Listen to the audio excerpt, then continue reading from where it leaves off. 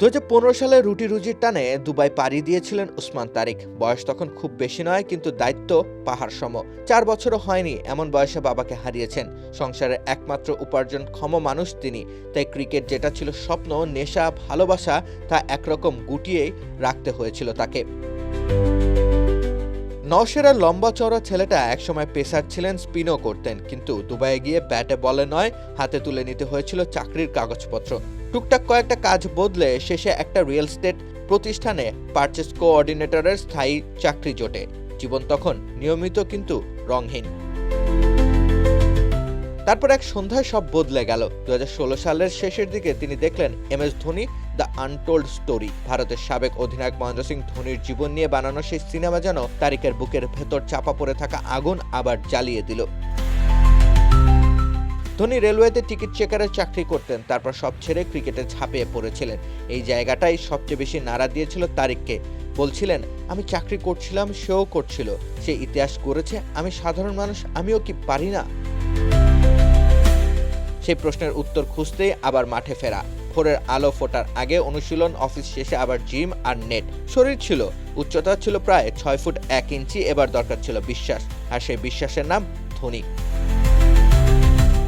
কয়েক বছরে বদলে গেল গল্পের গতি। CPL, PSL, IL, T20-র মতো ফ্রাঞ্চাইজি লিগে অডিশন, সুযোগ, পরিশ্রম সব মিলিয়ে নিজের নামটা ধীরে ধীরে তুলে আনলেন আলোয়। অবশেষে 2025 সালের নভেম্বরে দক্ষিণ আফ্রিকার বিপক্ষে T20 সিরিজে পাকিস্তানের জার্সি গায়ে তোলেন উসমান তারিক। বিশ্বকাপে অভিষেকেই যুক্তরাষ্ট্রের বিপক্ষে 3 উইকেট, স্বপ্ন তখন আর দূরের নয়।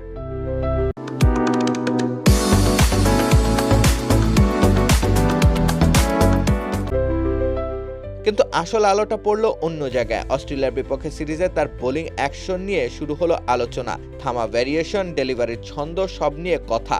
ভারত ম্যাচের আগে তো সাবেক ক্রিকেটার, মিডিয়া, ভক্ত সবাই যেন তার অ্যাকশন বিশ্লেষণে নেমে পড়লেন। এমনকি ভারতীয় ব্যাটাররাও অনুশীলনে তার অ্যাকশন নকল করার চেষ্টা করেছেন। এই চাপে অনেকেই ভেঙে পড়েন। তারিক ভাঙেননি, বরং বললেন, ওরা যদি আমার জন্য আলাদা প্রস্তুতি নেয় তাহলে বুঝতে হবে আমি কিছু একটা করছি।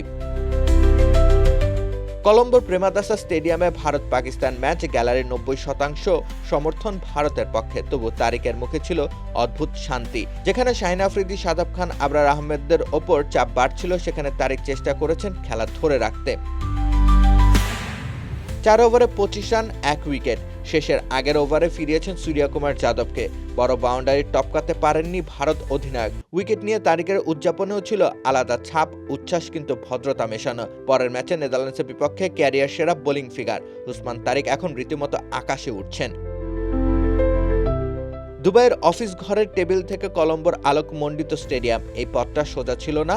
মাত্র 6 ম্যাচের আন্তর্জাতিক ক্যারিয়ার, তবে ক্রিকেটের উত্তাপ চিনে গেছে তার নাম। একসময় যে ছেলে চাকরি বাঁচাতে ক্রিকেট ছাড়তে বাধ্য হয়েছিল, সেই আজ বিশ্বকাপের মঞ্চে দাঁড়িয়ে বল করছে, নায়ক বনে যাচ্ছে।